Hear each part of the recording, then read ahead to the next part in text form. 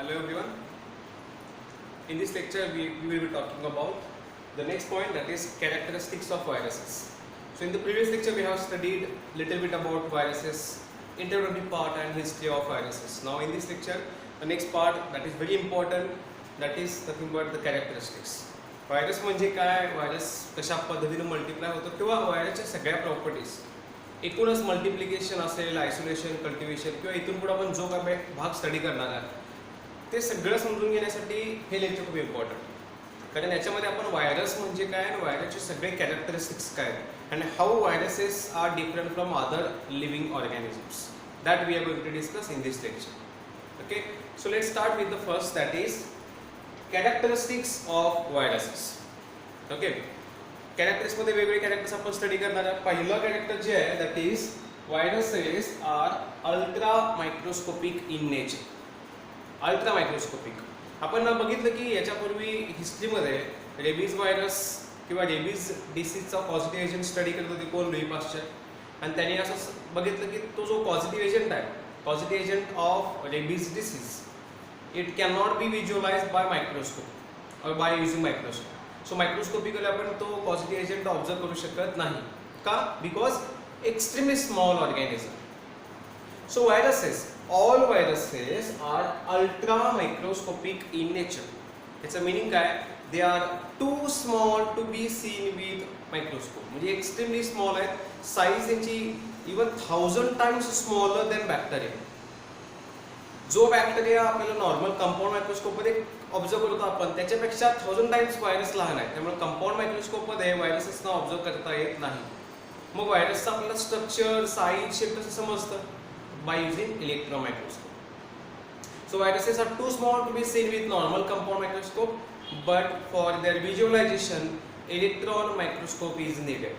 So जर आपण electron microscope use केला तर आपण व्हायरसेसना इझिली ऑब्झर्व करू शकतो. That is a property of viruses की आपण त्यांना मायक्रोस्कोपिकली ऑब्झर्व करू शकतो. ओके, द स्मॉलेस्ट व्हायरस की जो आपण आतापर्यंत स्टडी केला दॅट इज PCV, पोर्साइन सर्कोव्हायरस. पोर्साइन सर्कोव्हायरस ज्याला शॉर्ट मध्ये PCV म्हणतात. PCV. So this is the smallest virus, smallest RNA containing virus. It is an RNA virus. Okay, so smallest virus, smallest RNA containing virus, and that is nothing but PCV, porcine सर्कोव्हायरस. याचा genome size म्हणून आपण smallest म्हणतो याला. Genome मध्ये याच्या only around 1700 nucleotides आहेत. त्यामुळे genome size म्हणून एक्स्ट्रीमली स्मॉल व्हायरस किंवा स्मॉलेस्ट व्हायरस कोण आहे तर तो आहे PCV, porcine circovirus. Contains only about 1700 nucleotides. Similarly the largest virus is the pox virus. आपल्याला माहिती आहे पॉक्स मध्ये वेगवेगळ्या प्रकारचे व्हायरसेस आहेत. पॉक्स व्हायरस म्हणजे काय की जे आपल्या बॉडीवर स्किन सरफेसवर स्मॉल पॉक्स डेव्हलप करतात. मग त्यामध्ये स्मॉल पॉक्स व्हायरस असेल, चिकन पॉक्स व्हायरस असेल, वेगवेगळ्या प्रकारचे पॉक्सेस डेव्हलप करणारे व्हायरसेस आहेत. पॉक्स व्हायरस हा animal virus. Okay, so pox virus is suppose to be the largest virus. आता पॉक्स हा एक व्हायरस नाही, it is a group of viruses. Okay, so it is a largest virus. त्याची size ही around 450 nanometre असते, म्हणजे around 4 to 5 micrometre असते. तुम्ही म्हणाल की 4 to 5 मायक्रोमीटर म्हणजे आपण याला कंपाऊंड मायक्रोस्कोपमध्ये ऑब्झर्व करू शकतो. Yes, absolutely. कारण जो स्मॉलेस्ट बॅक्टेरिया आहे जो आपण म्हणतो मायकोप्लाझ्मा, तर स्मॉलेस्ट बॅक्टेरिया मायकोप्लाझ्मापेक्षा हा व्हायरस मोठा आहे. मग आपण स्मॉलेस्ट बॅक्टेरिया जो ऑब्झर्व करू शकत असेल तर आपण हा पॉक्स व्हायरस कंपाऊंड मायक्रोस्कोपमध्ये इझिली ऑब्झर्व करू शकतो. Because it is an largest virus. त्याचा जिनोम आहे, त्याचं ओव्हरऑल स्ट्रक्चर हे लार्जेस्ट असतं. सो व्हायरसची पहिली प्रॉपर्टी काय सांगते की viruses are ultra microscopic. That means very very small organisms. यापेक्षा पण महत्त्वाच्या काही प्रॉपर्टीज पुढे आपण स्टडी करणार आहे. Next property, viruses are having very simple structure. Okay, so व्हायरसचं स्ट्रक्चर आपण बघितलं तर सिम्पलेस्ट असतं. सिम्पलेस्ट आपल्याला माहिती आहे की ॲनिमल सेल असेल, प्लांट असेल, फंगल असेल किंवा बॅक्टेरियल सेल असेल, प्रत्येक सेलमध्ये काय असते की एक तर सेल वॉल असते किंवा सेल वॉल नसते, पण ओव्हरऑल सेल वॉल असते, सेल मेम्ब्रेन असतं, सायटोप्लाझममध्ये काही ऑर्गॅनिलीज, न्यूक्लियस हे सगळं असतं. टिपिकल आपल्याला माहिती. पण व्हायरसचं स्ट्रक्चर जर बघितलं तिथे एक जनरल स्ट्रक्चर ड्रॉ केलेलं आहे. जनरल म्हणते मी, याचा अर्थ असा नाही की सगळे व्हायरस असेच असते असं नाही, पण ओव्हरऑल व्हायरस काय असतो हे दाखवण्यासाठी हे स्ट्रक्चर काढलं. आता या स्ट्रक्चरमध्ये तुम्हाला समजेल बघा, दोनच गोष्टी आहेत फक्त. कुठल्या? एक त्यांचा जिनोम. इथं बघा हा जो दिसतो तुम्हाला, this is a genome of virus. So this is a genome. Genome एका आरएनए असेल किंवा डीएनए असेल. जिनोमच्या अराउंड जिनोमला प्रोटेक्शन देण्यासाठी कव्हरिंग आहे बघा. This is a protein covering. हे प्रोटीन पासून बनलेलं असतं आणि या प्रोटीन कव्हरिंगला आपण काय म्हणतो? We call it as capsid.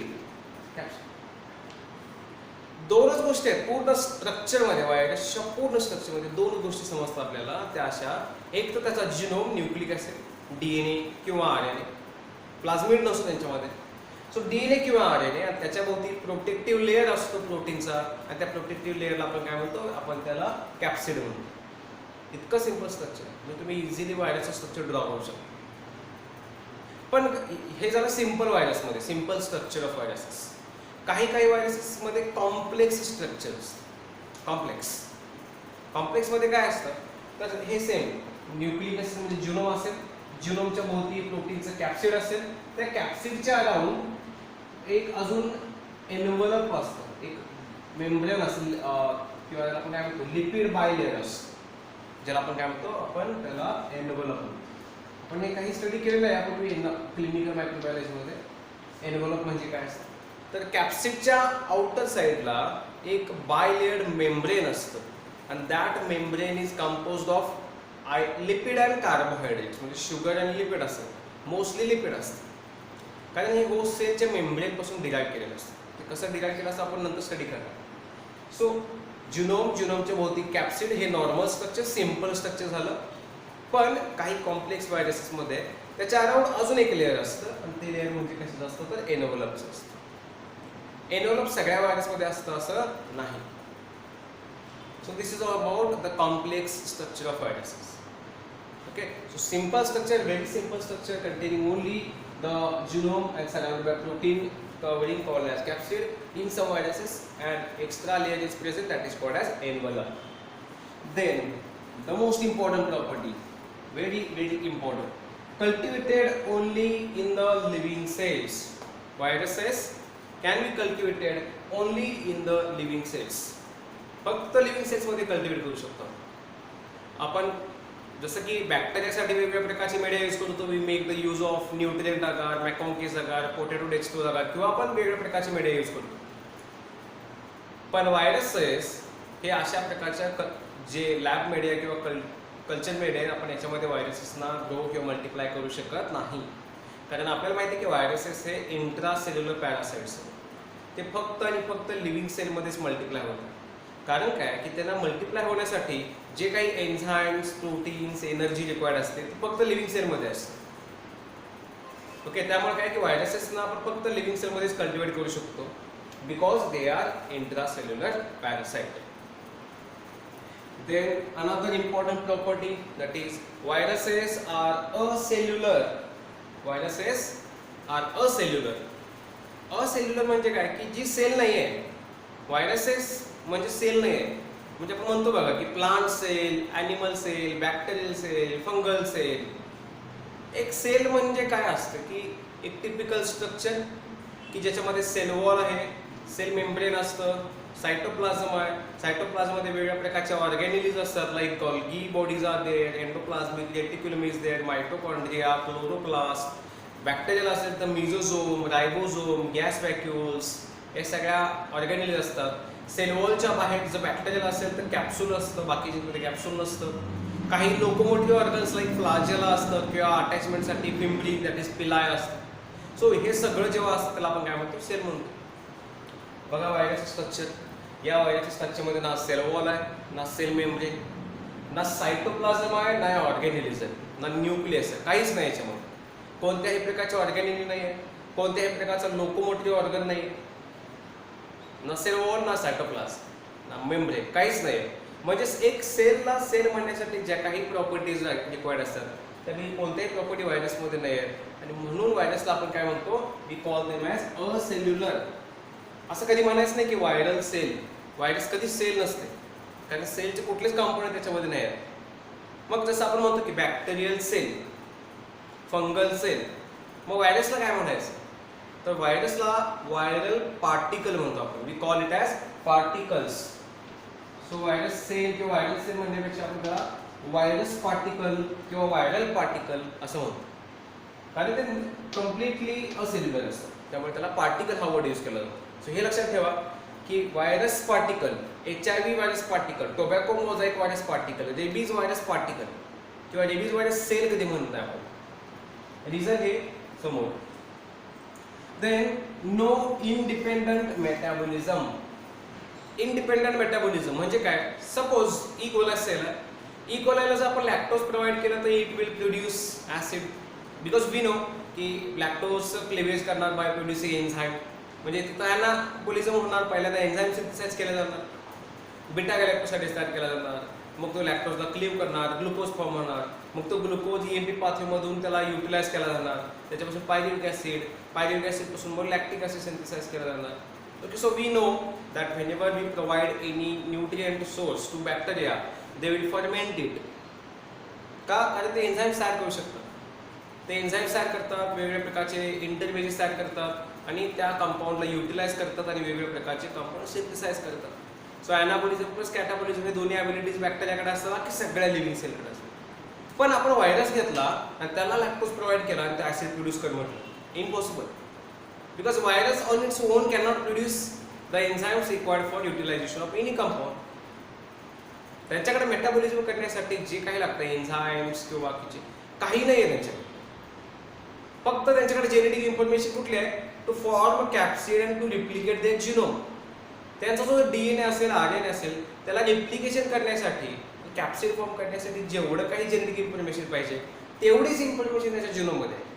बाकी त्यांना carbon source, proteins, amino acids काहीही मेटाबोलाइज करता येत नाही. बिकॉज रिझन काय?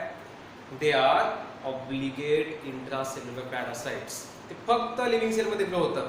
आता तुम्हाला समजत असेल की लिव्हिंग सेलमध्ये का ग्रो होतं? कारण हे सगळे कंपोनंट्स, म्हणजे एक्झाम्पल, त्यांना रिप्लिकेट व्हायचं आहे, मल्टिप्लाय व्हायचं आहे, अनेक व्हायरस पार्टिकल्स प्रोड्यूस करायचे आहेत. मग त्यासाठी एन्झाईम्स लागणार आहेत, त्यासाठी काही कॅटायन्स, काही ॲनायन्स लागणार, प्रोटीन्स लागेल, काही ग्रोथ फॅक्टर्स लागतील किंवा एनर्जी लागेल. हे सगळं कुठं मिळणार त्यांना? सेलमध्ये. मग जी सेल स्वतः मल्टिप्लाय होते त्या सेलला जर इन्फेक्शन केलं तर त्याच्याबरोबर यांना सुद्धा DNA रिप्लिकेट करता येईल, त्यांना सुद्धा जिनोम मल्टिप्लाय करता येईल किंवा व्हायरस पार्टिकल प्रोड्यूस करता येईल. ओके, म्हणून ते काय असतं? ते ऑब्लिगेट इंट्रासेल्युलर पॅरासाइट्स. आणि त्याचं रिझनच हे आहे की त्याच्यामध्ये इंडिपेंडंट मेटाबॉलिझम, म्हणजे स्वतःहून मेटाबॉलिझम करता येत नाही, त्यांच्याकडे कुठल्या ॲबिलिटी नसते because of limited genetic information. Similarly virus contains only one type of nucleic acid. व्हायरसमध्ये फक्त एकाच प्रकारचं न्यूक्लिक ॲसिड असतं. एक तर DNA असतो किंवा RNA असतो, दोन्ही एका वेळी कधी नसतं व्हायरसमध्ये. सो त्याचा जिनोम म्हणजेच एखाद्या व्हायरसचं कॅरेक्टर डिसाईड करणारा तो त्यांचा जो जेनेटिक मटेरियल आहे तो एक तर DNA असेल किंवा RNA असेल. म्हणजे example, suppose virus called as HIV virus. तर आपल्याला माहिती HIV व्हायरस आहे, तर HIV virus contains RNA as a genetic material. त्याच्यामध्ये RNA असतं. किंवा आपण म्हणतो तसं कोरोना व्हायरसचा SARS-CoV-2 याचा जिनोम काय? RNA.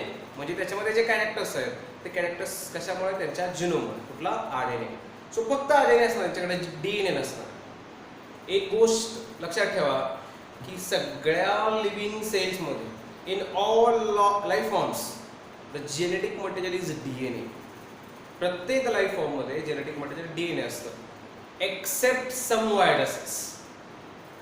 काही व्हायरसमध्ये जेनेटिक मटेरियल DNA नसतं तर RNA असतं. त्याचे बेस्ट एक्झाम्पल्स आपल्या समोर आहेत. रेट्रो व्हायरसेस, HIV व्हायरस हा रेट्रो व्हायरस आहे, यांच्यामध्ये जिनोमचा RNA असतो. किंवा SARS-CoV-2 असेल, SARS-CoV-2 मध्ये सुद्धा जिनोम काय असतो? RNA असतो. हेपॅटायटिस व्हायरस असेल, हेपॅटायटिस व्हायरसमध्ये सुद्धा काही व्हायरसेसमध्ये त्याच्यामध्ये जिनोम हा RNA असतो. असे अनेक व्हायरसेस आहेत की ज्यांच्यामध्ये जिनोम हा RNA असतो. काही व्हायरसमध्ये DNA जेनेटिक मटेरियल असतं. Example, adeno virus. Adeno virus हा ॲनिमल व्हायरस आहे. किंवा हा हेपॅटायटिस व्हायरस, हेपॅटायटिस नाही, हिपॅटना व्हायरस असेल, हिपॅटना व्हायरस ॲडेनोव्हायरस, हिपॅटोव्हायरस, पॅपोवा व्हायरस, हे सगळे काय तर these are DNA containing viruses. So इथं प्रॉपर्टी इथं मला काय सांगायचं की व्हायरसमध्ये एक तर जेनेटिक मटेरियल DNA असतं किंवा RNA असतं, म्हणजेच only one type of nucleic acid is observed in the viruses. कधीही दोन्ही प्रकारचे जेनेटिक मटेरियल त्याच्यामध्ये नसतात. हां, आता असं असू शकतं की रिप्लिकेशन करताना व्हायरस RNA पासून DNA तयार करू शकतो. मग त्यावेळी त्याच्याकडे म्हणजे जेव्हा रिप्लिकेशन सुरू आहे RNA पासून DNA तयार केलं म्हणजे RNA पण असणार DNA पण असणार. DNA पासून पुन्हा RNA तयार करणं. पण रिप्लिकेशन झाल्यानंतर एका व्हायरस पार्टिकलमध्ये फक्त दोन्हीपैकी एकच जो त्यांचा जिनोम आहे तेवढाच पॅक केला जातो. नेक्स्ट प्रॉपर्टी, ते कॅन बी क्रिस्टलाइज्ड. आपल्याला माहिती आहे की वेम्बेल स्टॅनली यांना फादर ऑफ व्हायरॉलॉजी म्हटलं जातं. Because for the first time त्यांनी सांगितलं की व्हायरस हे पार्टिक्युलेट मॅटर आहे. त्याचं स्ट्रक्चर हे टिपिकल क्रिस्टलाइन स्ट्रक्चर आहे आणि त्याचं आपण क्रिस्टलायझेशन करू शकतो. ओके, सो व्हायरसना आपण पावडर फॉर्ममध्ये क्रिस्टलाइज करू शकतो. So they can behave as a chemicals. This property was first time given by Stanley. So this suggests that viruses, some small viruses, they can be crystallized. कारण त्याचं structure हे typical अशा प्रकारचं असतं म्हणून त्याचं क्रिस्टलायझेशन केलं जाऊ शकतं. Next, another important property that viruses, they do not grow and divide.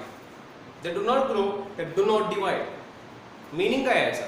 तर meaning असा याचा, आपण ग्रो किंवा डिवाइड कधी म्हणतो तर नॉर्मली एखादी सेल ग्रो किंवा डिवाइड होते म्हणजे काय होतं तर बायनरी फ्युजन मेकॅनिझमने एका सेलचे 2 सेल्स होतात किंवा मायटोसिसने एका सेलचे 2 सेल्स होतात. म्हणजे कसं, सपोज ही एक सेल आहे, या सेलला बरोबर इथं सेंटर पासून क्लेवेज झाला, 2 सेल्स फॉर्म झाल्या, 2 डॉटर सेल्स लाईक दिस. इथे एक डॉटर सेल फॉर्म झाली, ही दुसरी डॉटर सेल. याला आपण काय म्हणतो, बायनरी फ्युजन. 2 पार्ट मध्ये फ्युजन झालेलं, याला आपण म्हणतो बायनरी फ्युजन. सिमिलरली मायटोसिस पण होतं, एका सेलचे 2, 2 चे 4, 4 चे 6, त्याच्यामध्ये मल्टिपल फेजेस असतात. ओके, सो एखादी सेल डिवाइड होते म्हणजे काय होतं तर पेरेंटल सेल पासून डॉटर सेल्स प्रोड्यूस होतो. लाईकवाईज प्रत्येक जनरेशन नंतर सेलचा नंबर डबल होत जातो, त्या आपण ग्रो किंवा डिवाइड होतो. व्हायरसेस हे कधीही ग्रो होत नाहीत, ते डिवाइड होत नाहीत. म्हणजे असं नाही की हा व्हायरस पार्टिकल आहे बरोबर सेंटर पासून डिवाइड होतो, 2 virus daughter virus particle produce होतात. नेव्हर, हे कधीच होत नाही. अशा पद्धतीने व्हायरसचा नंबर कधी वाढत नाही. व्हायरसचं मायटोसिस कधी होत नाही, बायनरी फ्युजन कधी होत नाही, फ्रॅगमेंटेशन, स्पोल्युलेशन हे जे सेलचे डिव्हिजनचे मेकॅनिझम्स आहेत यापैकी काही होत नाही. बडिंग आउट, बडिंग इन काही होत म्हणजे व्हायरसचं म्हणतो रिप्लिकेशन होतं ना किंवा डिव्हिजन होतं. So viruses never undergoes division, कारण सेल डिव्हिजन होतं. व्हायरस हा सेल आहे का, नाही आहे. त्यामुळे व्हायरसचं डिव्हिजन होत नाही, ते ग्रो होत नाही. पण एक गोष्ट लक्षात ठेवा की व्हायरसेस मल्टिप्लाय होतात, म्हणजे ते स्वतःसारखे अनेक व्हायरस पार्टिकल प्रोड्यूस करू शकतात. They can multiply, they can produce progeny virus particles, but not by binary fusion or any other mechanism of cell division. ते एक वेगळ्या पद्धतीनं मल्टिप्लाय होतं. आपण जे स्टडी करणार आहे पुढे 4 व्हायरस आपण स्टडी करणार डिटेलमध्ये. ओके, सो इथं लक्षात घ्या की व्हायरस कधीही ग्रो होत नाही, डिवाइड होत नाही. त्यामुळे असं कधी म्हणायचं नाही की व्हायरस ग्रो होतं रिक्वायर्स दॅश टेम्परेचर, बिकॉज व्हायरस कधी ग्रो होतच नाही, फक्त मल्टिप्लाय होत. क्लिअर? सो व्हायरस ग्रो होत नाही, ग्रोथ त्याची नसते, मल्टिप्लिकेशन असते. म्हणून आपण ग्रोथ सायकल म्हणत नाही, आपण मल्टिप्लिकेशन सायकल म्हणतो एखाद्या व्हायरसची. Okay, so these are some properties of some general characteristics of viruses. आता हे जे सगळे कॅरेक्टर्स आपण स्टडी केले, या कॅरेक्टरवरून तुम्हाला सगळ्यांना प्रश्न पडला असेल ऑब्व्हियसली. आणि तो प्रश्न असा असेल की बघा की व्हायरसमध्ये कुठलाही सेल ऑर्गॅनिझम नाही आहे, सेल वॉल नाही आहे, सेल मेम्ब्रेन नाही आहे, इंडिपेंडेंट मेटाबॉलिझम त्यांच्याकडे नाही आहे, दुसऱ्या सेलवर टोटली डिपेंडंट असतात, डिवाइड होत नाहीत, ग्रो होत नाही. मग व्हायरस लिव्हिंग आहेत की नॉन लिव्हिंग आहेत?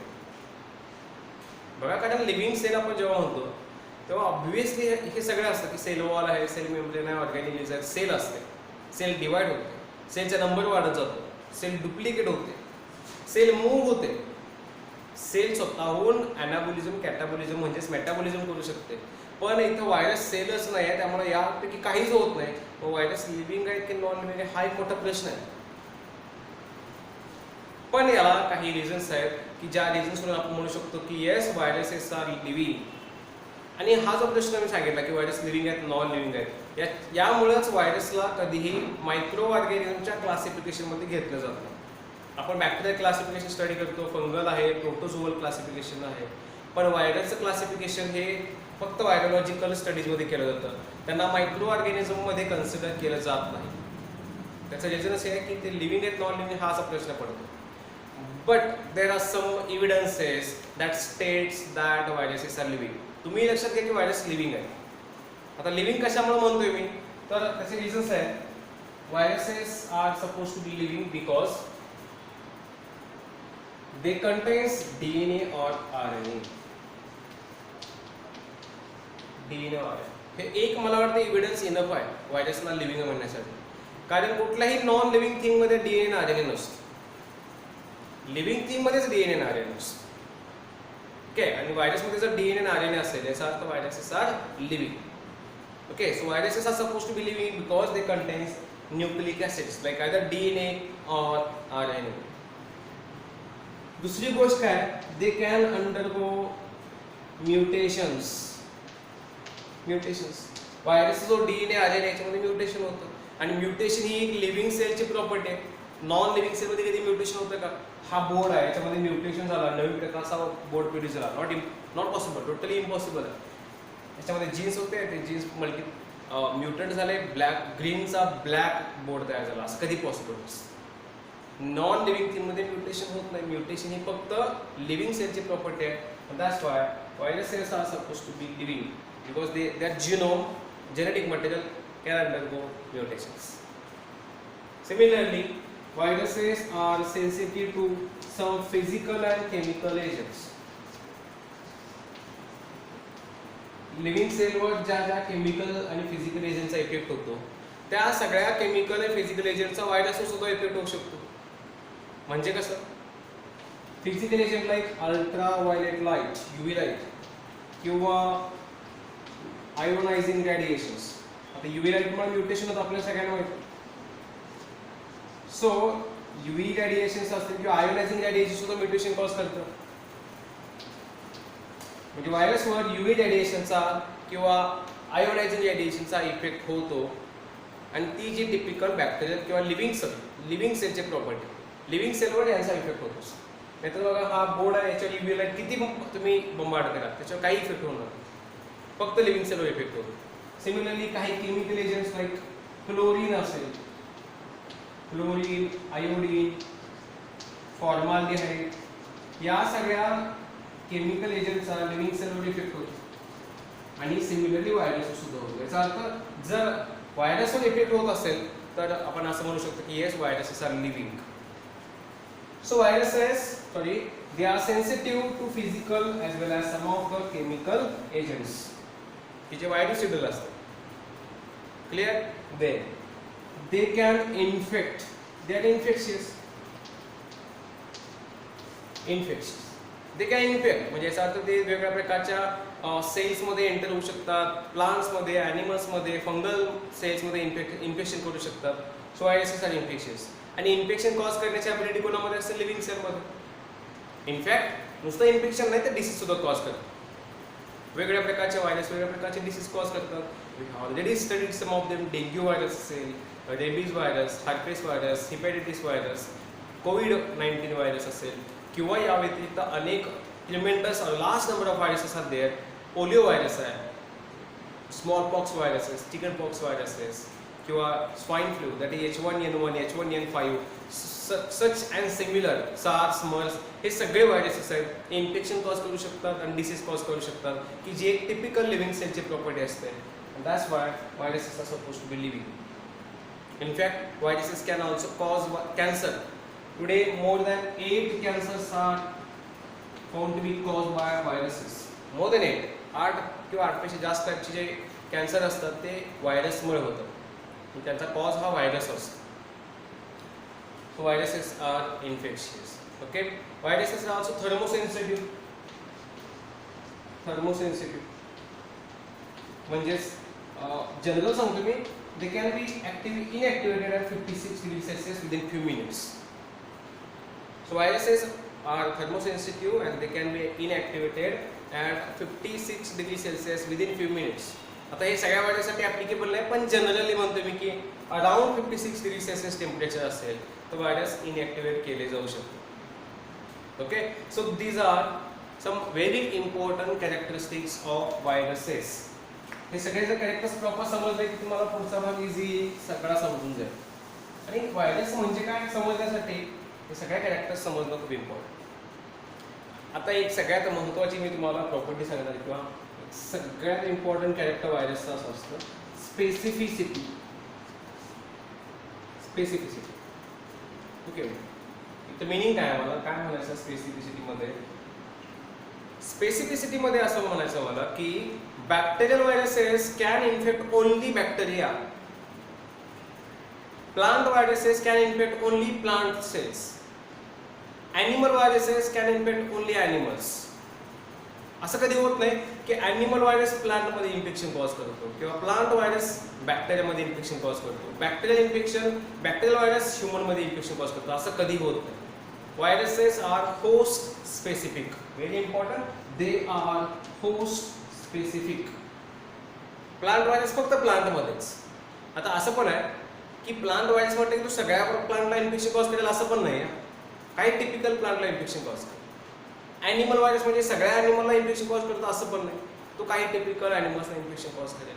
सिमिलरली काही बॅक्टेरियोफाजेस हे टिपिकल बॅक्टेरियल सेलला इन्फेक्शन कॉज करेल. So viruses are host specific. तर ते होस्ट स्पेसिफिक का असतात ते आपण फ्युचरमध्ये स्टडी करणार आहे, पण इन ब्रीफ मी तुम्हाला सांगतो की specificity lies in the receptor sites. आता कोविड-19 आपल्याला माहिती किंवा सार्स व्हायरस असेल तो फक्त मोस्टली तो ॲनिमल्समध्ये किंवा स्नेक असेल किंवा बॅट यांच्यामध्ये इन्फेक्शन कॉज करतो. बाकी ॲनिमल्समध्ये काही इन्फेक्शन कॉज करत नाही, तो प्लांटमध्ये इन्फेक्शन कॉज करत. का? रिझन असं आहे ते ज्या सेलला बाइंड करतात त्या सेलवर एक रिसेप्टार साईट असते, त्या रिसेप्टार साईटला आपण काय म्हणतो ACE2 receptor, angiotensin correcting enzymes of म्हणतो. सो ACE2 रिसेप्टार कोणामध्ये प्रेझेंट आहे? फक्त या सगळ्या ॲनिमल्समध्ये, ह्युमन बिईंग, बॅट किंवा स्नेक्स. बाकी प्लांटमध्ये हा ACE2 रिसेप्टार नसतोच, मग त्या ठिकाणी ते बाइंडच होऊ शकत नाही. इमॅजिन करा की ही होस्ट सेल आहे आणि हा व्हायरस पार्टिकल, हा जर याला बाइंडच करत असेल तर आर एंटर होणारच नाही, आणि जर एंटरच नाही झाला इन्फेक्शन होणार नाही. म्हणजेच व्हायरस हा होस्ट स्पेसिफिक का असतो तर होस्ट स्पेसिफिसिटी ही रिसेप्टार साईटमुळे असते, मोस्टली रिसेप्टार कळते. ACE2 रिसेप्टार ज्या सेलमध्ये आहे त्या सेलमध्ये तुझं इन्फेक्शन कॉज करणार. कोविड-19 ब्रेनमध्ये इन्फेक्शन कॉज नाही करणार, कारण ACE2 रिसेप्टार ब्रेनमध्ये थोडीच प्रेझेंट असतो. ओके, त्यामुळे काय की रिसेप्टार स्पेसिफिसिटी और receptor are responsible for specificity of viruses towards their respective host. So these are several characteristics of viruses. Okay, आता आपण नेक्स्ट लेक्चरला व्हायरसेस स्ट्रक्चर स्टडी करणार.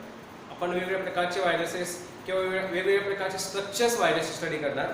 पण ते स्ट्रक्चर स्टडी करण्यासाठी काही टर्म्स आहेत, टर्म्स, त्या टर्म्स आपण स्टडी करूया. म्हणजे आपल्याला नेक्स्ट टाइम जेव्हा आपण स्ट्रक्चर स्टडी करणार आहे ते आपल्याला इझी होईल. Okay, so next point is structure of viruses.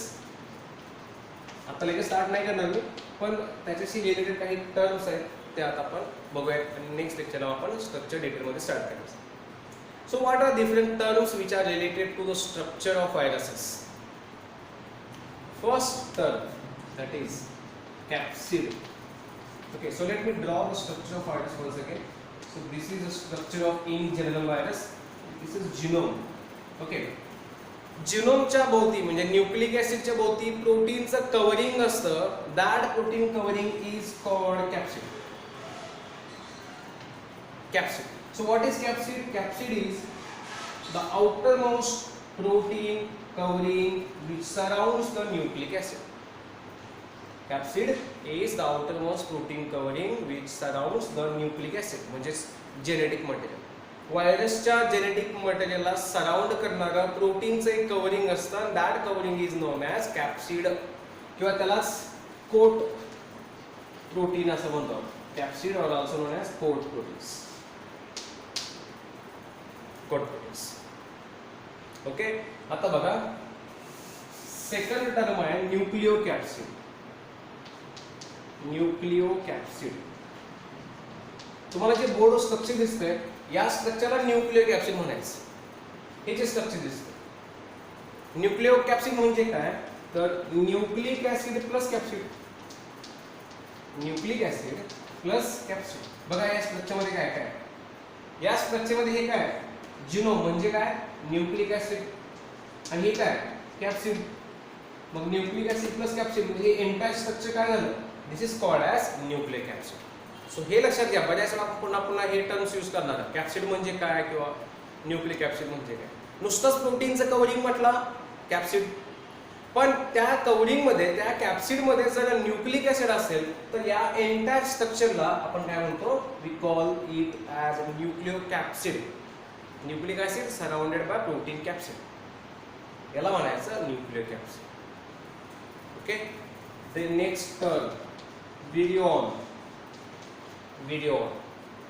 व्हिडिओन म्हणजे काय सिंगल व्हायरस पार्टिकल. एकच व्हायरस पार्टिकल आहे तर आपण काय म्हणतो single virus particle.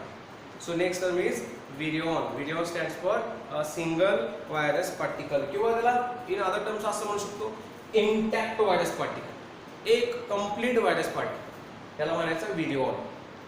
Single virus particle और सिंगल इंटॅक्ट किंवा complete virus particle is called as व्हिडिओन.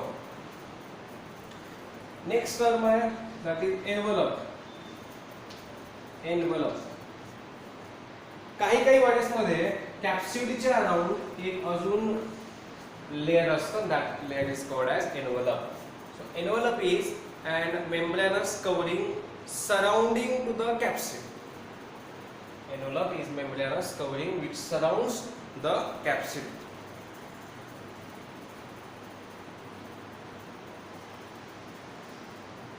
Okay. Another term that is commonly used is the capsomer. Capsomer. Capsomer.